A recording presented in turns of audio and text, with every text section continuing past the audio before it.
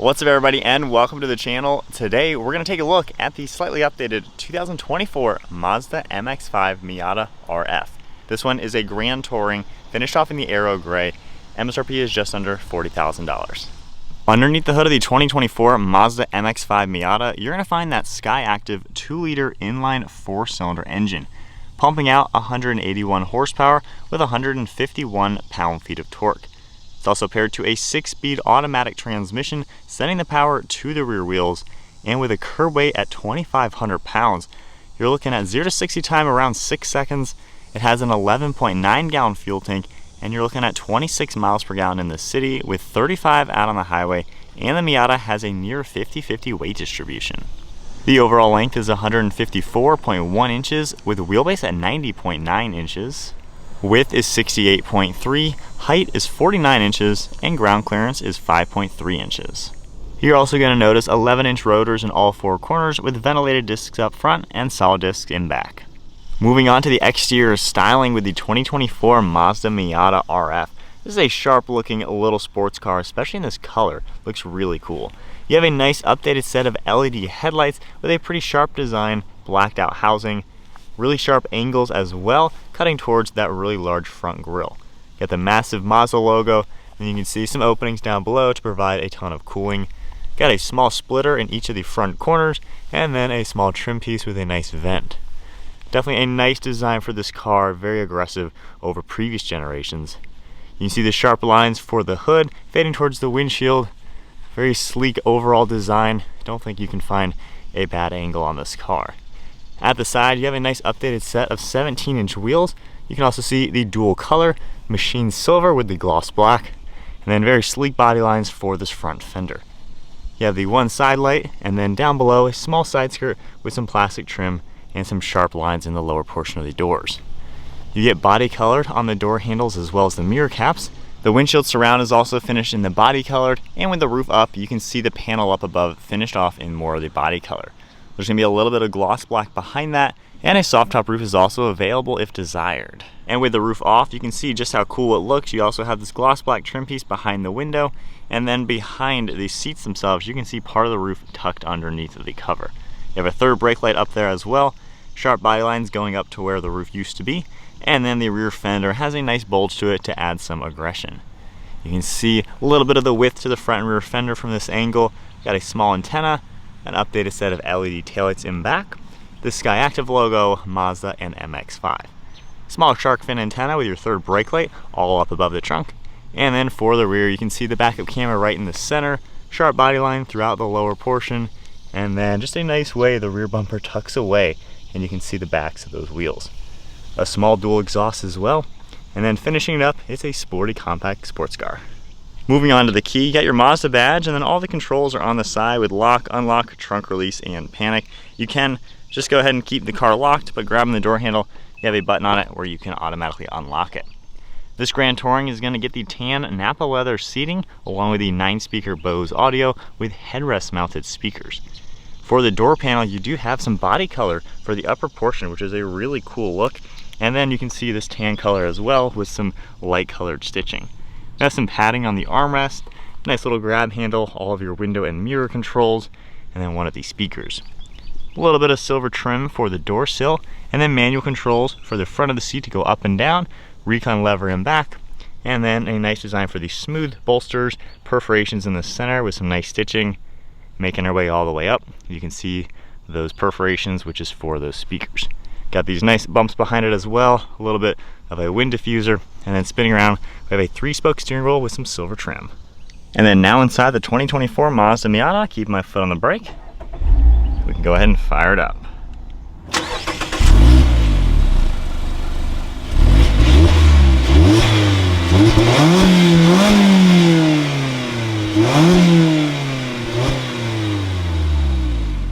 Taking a look at the gauge cluster, you're going to see that massive tack right in the center, along with your gear indicator. We have the speedometer on the right side, and a cool screen over on the left. You can see some temperatures as well as fuel and some trip information. And then if I toggle the info icon on the steering wheel, you can scroll down through all sorts of settings. We have some cruise control settings as well, and then back to the beginning. Taking a look at the steering wheel itself, we have that info icon on the left, volume control, some Bluetooth controls as well, and then all the cruise control settings are over on the right side. You do have some nice white stitching to it, steering wheel mounted paddle shifters, and then on the right stock, you're gonna get all the windshield wiper controls and then turn signals over on the left along with headlights. Down below on this left side, you're gonna see traction control, automatic high beams. We also have the parking sensors surround, one of your air vents on the left side. And then for the dashboard, it's very small, just finished off in a lot of plastic material. There is this tan soft touch underneath it, which is a nice touch. And then for the infotainment screen, you can see all of your information. Scrolling down using the rotary dial in the center of the car, we can go under your information. You can see a few things right there. And then continue down into entertainment. You're gonna see radio controls as well. Back to the home icon, we have nav and different settings. It's not touchscreen, unfortunately, which would be a good touch, but you're gonna see a few things in here. If I go ahead and put this into reverse, you are gonna get a small backup camera with your guidelines, and then popping it back into park. We have some air vents down below all that, hazard control, physical climate controls as well with a nice large fan speed icon. You have all your different zones. Down below we have our roof control with heated seats, different plugs, and storage down below that. We have the shift boot right here with some nice stitching to it. You're also gonna see the manual parking brake on the right side, and then your drive select right here for your modes. You can just toggle that up into the sport mode. It'll just go in and out basically. And then here's all the controls for that screen. We have volume down below. We have some shortcuts for nav, home, and audio. Of course, everything will just pop up very simply on the screen. So it's decently simple to use this. I wouldn't mind touchscreen, and this is a little cumbersome to bend your arm to reach this, being such a small car. There is a small center console right here. You can fit a few smaller items, and then we have two cup holders back here. One thing kind of cool, they pop outwards, and even there is a spot over here. You can pop this into place and have an extra cup holder. So pretty nice. You can mix and match where you'd like the cup holders to go. The glove box is sitting back here with a lockable feature, and then opening that, we have a decent small amount of space. Other than that, that is one last look at the interior. Nice with the tan along with all the gray, silver release handles, and some tweeters on that A-pillar. Now, as far as extra storage space in the Miata RF, all you're gonna get is a small glove box behind the passenger seat. It's decent in size. You can fit a couple wallets or phones back here, so about the size of your hand. This kind of just is removable, and then you can click it back into place. All manual controls for these seats, but overall, nonetheless, you get a little bit of space for being a small car. From here, there is a button on the key fob. We can just press that and pop this trunk. You're gonna get about 4.5 cubic feet of cargo space. It's a small trunk overall, however, it is still pretty deep, so you can fit a couple backpacks in here. You have a dome light on the left side, a little kit right down there, and then it does go down pretty far. Trunk is tiny, and very easily we can close it up. And as far as the roof operation goes, it doesn't really take all too much time. Really nice to see how the cover pops up and the roof will slide down into place. Very quick procedure, both going down and up. And for the RF, honestly, it looks really good with the roof in both positions. All right, so setting off now in the Miata, we got the top down already. Pedal to the floor in second gear. Certainly not a crazy fast car, and maybe we'll go ahead and just put the top up just to at least have better audio. But one thing I'm not a fan of is the fact that you have to be going under 6 miles an hour for the top. I think that's kind of a drawback because this is 6 miles an hour, absolute parking lot speeds. You know, there's plenty of other convertibles where you can be in and be going like 20 or 30. See, right now I exceeded the speed and got to slow down. So honestly, I think they should bump that up to like 20, because that way you can actually do it kind of in the real world. Anyway, a couple seconds later, there we go, windows up. But this is definitely a fun little car to play with. You can do quite a lot in it. Insanely small footprint, pretty easy to navigate. We'll stay in sport mode along with the manual mode. So, getting my bearings with the Miata, it is definitely a fun little car to cruise around in. That's basically what this car is. It may not be your only car,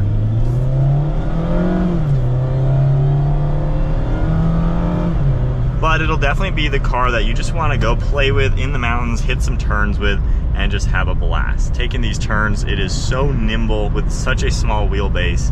I mean, it really does everything you want.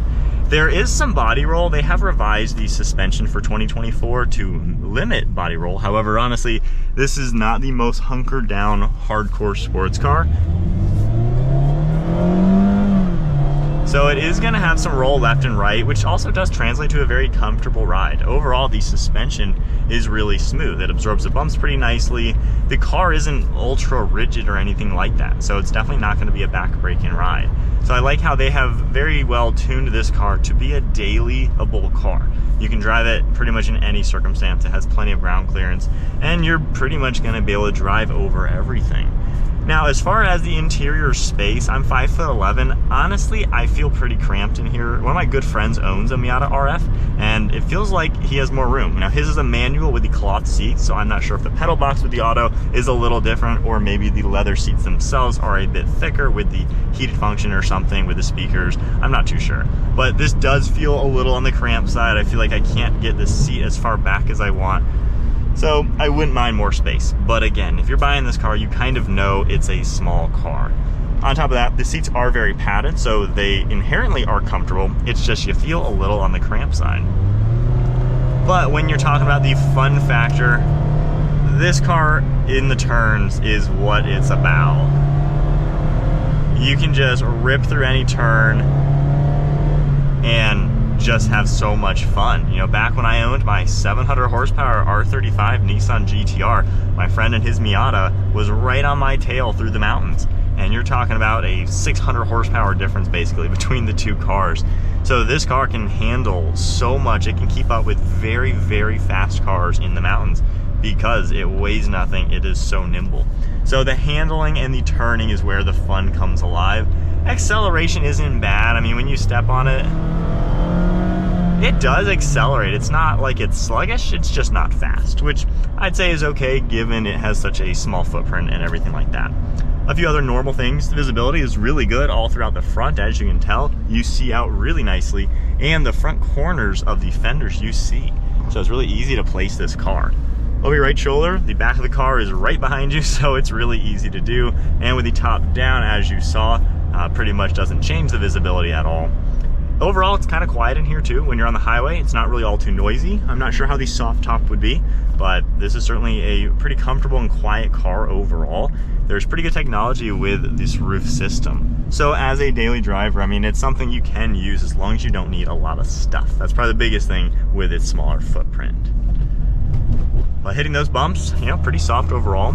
It's also really easy. This is a minimalistic interior, simple climate controls. I'm not a fan of no touchscreen. A lot of people have commented saying you can turn touchscreen on. I have yet to find that setting. Maybe the Apple CarPlay or Android Auto has touchscreen. I'm not too sure, but to me, it's a little cumbersome to use this system. I'm just not the biggest fan, and it's a hard reach back here to grab this. So if you're pushing 5'10", 5'11", you might be a little tight. My buddy who owns one is taller than me, and he fits comfortably. So maybe your proportions might also change how you feel. But overall, the point of a Miata is to have fun in, and that is what you get with this car. It is just fun to drive, to blast around. You can have honest fun. You can floor it, redline it, and you're pretty much never gonna break a speed limit, and you can just have a blast. All right, so we are setting off now with my perspective of the Mazda Miata. It's a fun little car. I mean, this is a car that you can't hate on, mainly because there are so many people, decade after decade, who love this car. There's a huge following, just like Mustangs, Camaros, things like that. You know, the Miata is a fan favorite. It's an icon, honestly. So there are some inherent drawbacks. This won't be everybody's taste. For me, it's a little too small. I just feel a little cramped in here. My wife and I picked this up from my brother's house when we came home from an airport trip, and our two backpacks barely fit in the trunk. So it is small. It just doesn't have all too much space. But you kind of know that if you're buying this car. But if you're buying this car, you're buying it simply to be fun. You may not really be using it for the space.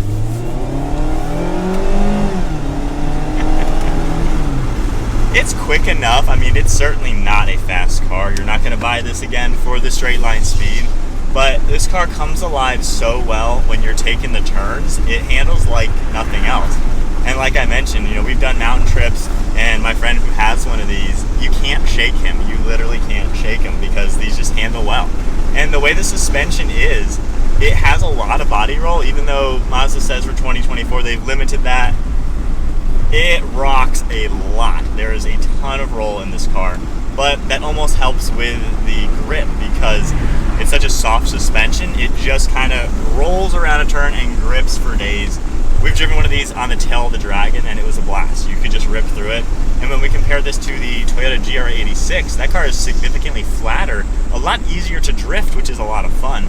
But this just hooks and it's kind of like a roller coaster going around turns. So it's a super unique driving experience the way it is. With the top down, I mean, this is a lot of fun. You get that open air experience, and relatively speaking, it's not that expensive. You know, you can spend a little bit more on one of these, of course, but you can also spend a lot less, under $30,000, and get into one of these. So it's not necessarily that hard to get into of a car, and you know, you get a lot of fun factor. Basically, it's a fun sports car.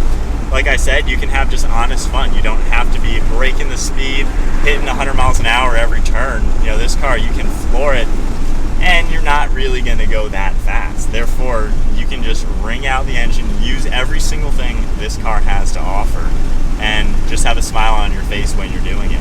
I think my biggest complaint would be the speed you have to slow down to for the roof. I'm still going 15, I'm still going 10. I mean, you have to come down to nearly a standstill to do the roof. I think that really should be bumped up. We've been in a ton of cars going 20 to 30. I think that really does make a drawback. Now, on top of that, you should watch out for like the rain channels or water management for the roof. My friend who has his, he's had it for like 6 years. They can get clogged up a little bit. So maybe every time you wash the car, just inspect the convertible top, make sure everything is clean and clear. That way you're not going to have any issues like that. So getting back up to speed.